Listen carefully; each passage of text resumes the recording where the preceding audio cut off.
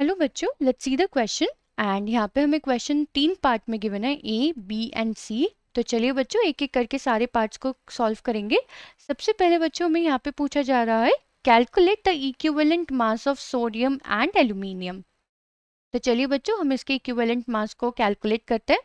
But सबसे पहले हम देखेंगे की कॉन्सेप्ट फॉर द क्वेश्चन। तो बेसिकली बच्चों इसके लिए अगर हम की कॉन्सेप्ट देखें, हमें मालूम है इक्विवेलेंट मास को कैलकुलेट करने का एक फॉर्मूला होता है, that is equivalent mass is equals to atomic mass of the element या फिर molecular mass divided by its valency. और वैलेंसी को हम डिनोट करते हैं स्मॉल एन से। यहाँ पे बच्चों दो पार्ट्स में हमें फाइंड आउट करना है। सबसे पहले हम कर रहे हैं ए पार्ट, हम फाइंड आउट करना है सोडियम का इक्विवेलेंट मास। तो सोडियम का जो बच्चों एटॉमिक मास होता है, या मैं ग्राम एटॉमिक मास भी बोलूँ, तो वो होता है 23 ग्राम। एंड जो सोडियम की वैलेंसी होती है वो होती है 1। तो अकॉर्डिंग टू दैट बच्चों, अगर मैं यहाँ पे फाइंड आउट करने जाऊँ equivalent mass of sodium, equivalent mass of sodium, तो वो कितना होगा 23 ग्राम डिवाइडेड बाय 1, और हमारा फाइनल आंसर आएगा 23 ग्राम। इसी पार्ट में बच्चों हमें फाइंड आउट करना है एल्यूमिनियम का इक्विवेलेंट मास। तो एल्यूमिनियम का जो एटॉमिक मास होता है वो होता है 27 ग्राम एंड इसकी वैलेंसी होती है 3। तो हम सेम फॉर्मूला अप्लाई करेंगे यहाँ पे भी। तो equivalent mass of aluminium is equals to 27 gram divided by 3 यानी कि 9 ग्राम। तो ये हमारा क्या निकल के आ गया है बच्चों, इक्विवेलेंट मास। हम ग्राम इक्विवेलेंट मास भी बोल सकते हैं क्योंकि ग्राम में निकल कर आया है। तो फर्स्ट पार्ट तो बच्चों हमने यहाँ पे सॉल्व कर लिया है क्योंकि हमें इक्विवेलेंट मास फाइंड आउट करना था।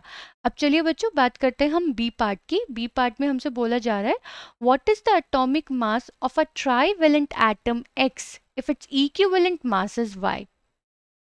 तो बेसिकली बच्चों इस क्वेश्चन में हमें क्या गिवन है, इस क्वेश्चन में हमें एक एटम है X जो कि ट्राईवेलेंट है नेचर में, यानी कि इसकी जो वैलेंसी है, जो X है,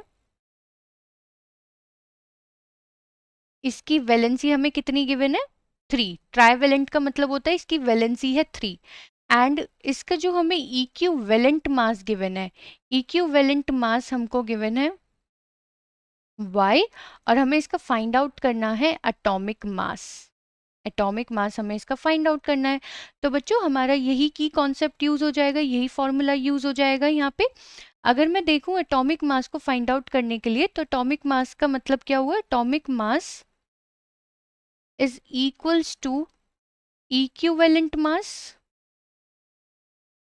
इन मल्टीप्लाई एन, यानी कि वैलेंसी। तो हम यही सेम फॉर्मूला यहाँ पे अप्लाई कर देंगे। तो बेसिकली बच्चों यहाँ पे हमें एटॉमिक मास फाइंड आउट करना है। तो atomic mass will be equals to y multiply 3 यानी कि 3y। तो बच्चों ये जो हमारा एटम x है इसका एटॉमिक मास कितना हो जाएगा 3y, यानी कि 3 times of the equivalent mass. I hope बच्चों आपको ये बी पार्ट भी समझ में आ गया होगा कि हमने कैसे सॉल्व किया। हमने ऊपर वाला ही फॉर्मूला यूज किया, जस्ट उसको रीअरेंज कर दिया है। अब बात करते हैं बच्चों लास्ट पार्ट की। तो हमें यहाँ पे लास्ट पार्ट गिवन है, which gas is released during the formation of glucose from CO2 and H2O। हमसे यहाँ पे पूछा जा रहा है, हमें वो गैस बतानी है जो कि रिलीज होती है during the formation of glucose from CO2 and H2O। तो चलिए बच्चों सॉल्व करते हैं इस पार्ट को। तो carbon dioxide plus water combine करके फॉर्म करते हैं ग्लूकोज, दैट इज C6H12O6, और जो गैस रिलीज होती है वो होती है हमारी यहाँ पे ऑक्सीजन गैस। तो बेसिकली बच्चों अगर हम इसे बैलेंस करना चाहें तो ये है 6 कार्बन डाइऑक्साइड 6 वाटर, एंड ये हमारी सनलाइट की प्रेजेंस में होती है। एंड बेसिकली ये बहुत ही इंपॉर्टेंट रिएक्शन है, ये ग्लूकोज है। और ये कौन सी रिएक्शन है यहाँ पे, ये है हमारी, अभी हम उसका नाम फाइंड आउट करेंगे, पहले हम ये केमिकल फॉर्मूलाज के नेम्स लिख दें। तो हमारी इस रिएक्शन का नाम है फोटोसिंथेसिस रिएक्शन। Photosynthesis reaction. तो बेसिकली बच्चों इस क्वेश्चन में हमसे पूछा गया था कि कौन सी गैस रिलीज होती है, तो gas is oxygen gas. I hope बच्चों आपको तीनों पार्ट के आंसर मिल गए होंगे और आपको क्वेश्चन भी समझ में आ गया होगा।